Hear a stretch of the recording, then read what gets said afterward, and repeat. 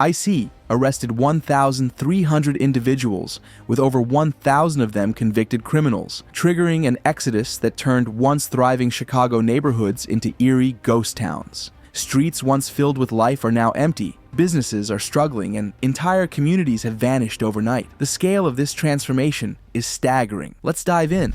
There were promises made, and now those promises are being kept. From the moment Donald Trump took office, his stance on immigration was clear. There would be no leniency when it came to illegal entry. This wasn't just talk either. Almost immediately, immigration enforcement was ramped up to levels the country hadn't seen in years. Federal immigration agents started going city to city, tracking down undocumented individuals, sometimes knocking on doors in the early morning hours. These weren't just small-scale raids. These were massive operations, coordinated efforts to remove people from the country. The focus was sharp, and the message was unmistakable. No one in the country illegally was off limits. Sanctuary cities like Chicago, where local authorities refused to cooperate with the federal immigration enforcement, became key targets. ICE agents weren't just patrolling, they were conducting pre-dawn raids, showing up at homes and workplaces with lists of names. Families who had lived in the same neighborhoods for years suddenly found themselves facing an ultimatum: leave voluntarily or risk being detained. For many, it wasn't just about the fear of deportation. It was the uncertainty of what came next, the possibility of being separated from loved ones, and the realization that life as they knew it was changing forever. And Chicago? It became one of the biggest focal points. With an estimated 1.5 million undocumented immigrants set for deportation across the nation, ICE focused heavily on sanctuary cities, places where local governments refused to cooperate with federal immigration enforcement. Chicago was near the top of that list, and once ICE arrived in full force,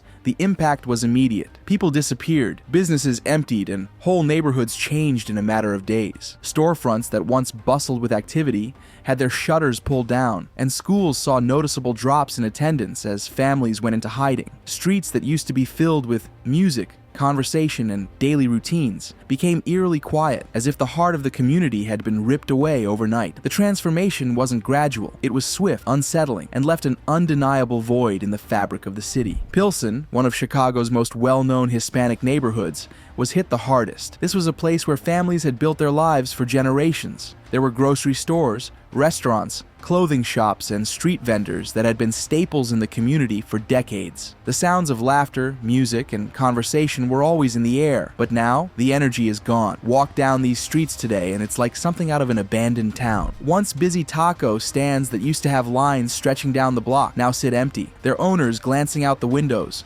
hoping for customers who no longer come. Parks where children once played are silent, the swings swaying gently in the wind with no one to push them. The absence isn't just visible, it's something that can be felt, a lingering unease that has settled over the neighborhood. For those who remain, every passing day is filled with uncertainty as they wonder if their community will ever return to what it once was. One of the clearest signs of this shift is seen in the local businesses.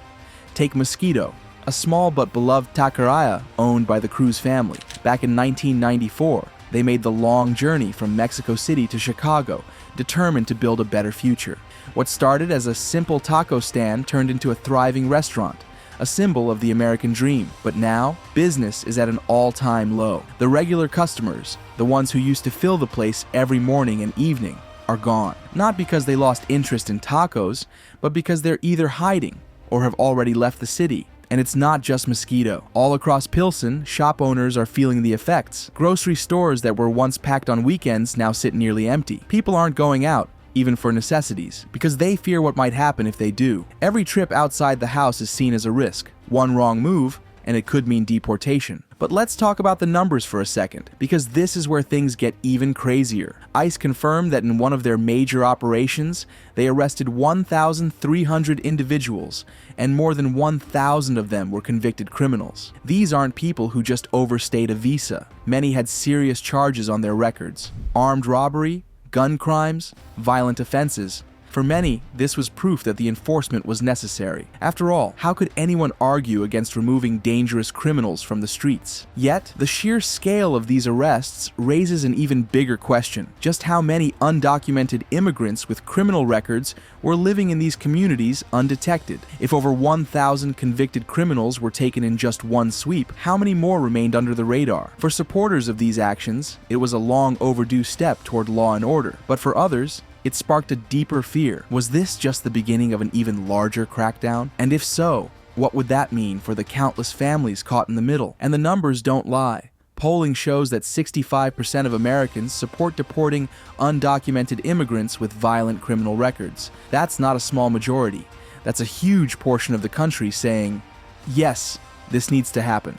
Even within Hispanic communities, there are many who support these actions. There are Mexican-American police officers, veterans, and business owners who say they want safer neighborhoods and stricter immigration policies. For them, it's not just about immigration, it's about protecting their families, businesses, and communities from those who have broken the law. They argue that enforcing these deportations isn't about targeting an entire group of people, but about removing individuals who pose a genuine threat to public safety. Many believe that a nation built on laws must uphold them, regardless of background or circumstance. But despite this strong support, the fear and uncertainty in affected neighborhoods continue to grow, leaving many wondering what the long-term consequences of these policies will be. But here's where things get complicated. While these raids may have started with criminals, the fear isn't stopping there. Families who have never committed a crime are terrified. People who have lived in these neighborhoods for decades, who have worked hard, paid taxes, and contributed to the economy are suddenly disappearing. Some are choosing to self-deport, packing up and leaving before ICE ever reaches their door. Others are staying but living in complete fear, avoiding public places, skipping work, and even keeping their kids home from school. And that's what's creating these ghost towns. It's not just the deportations, it's the panic. Entire families, entire communities are vanishing. Social media has been flooded with videos of the aftermath. People walking into Walmart, expecting the usual crowds, only to find empty aisles. Shopping centers, once lively and packed with customers, now look like abandoned buildings. The silence is unsettling. In some places, it feels like entire populations have disappeared overnight. And this raises a huge question. How many undocumented immigrants were really living in these communities? For years, the official number floated around 11 million nationwide. But now, some are starting to question whether that number was way too low. If a single neighborhood in Chicago can turn into a ghost town overnight, how many undocumented people were actually living there? And if this is happening in one city, what does that mean for the rest of the country? And then there's the issue of resistance. In several Hispanic neighborhoods, signs have been posted with instructions on how to avoid ICE. People are being told not to open their doors, not to answer any questions, and to demand warrants before cooperating. This kind of pushback is making things even more intense.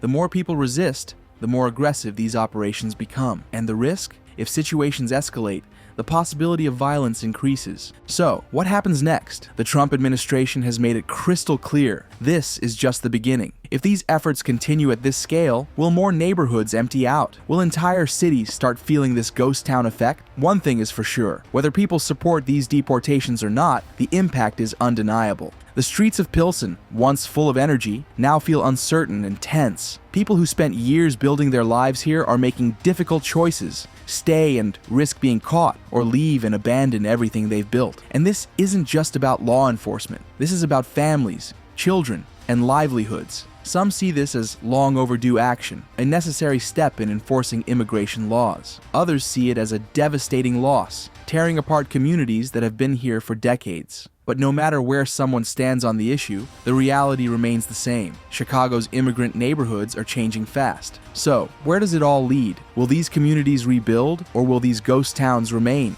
And in 10 years, how will history look back on this moment? One thing's for sure. This story is far from over. If you made it this far, you're a real one. Hit that like button, smash that subscribe, and drop your thoughts in the comments. Are these deportations a win for law and order, or are they tearing communities apart? Let's get the conversation going. Stay tuned for more, and catch you in the next one.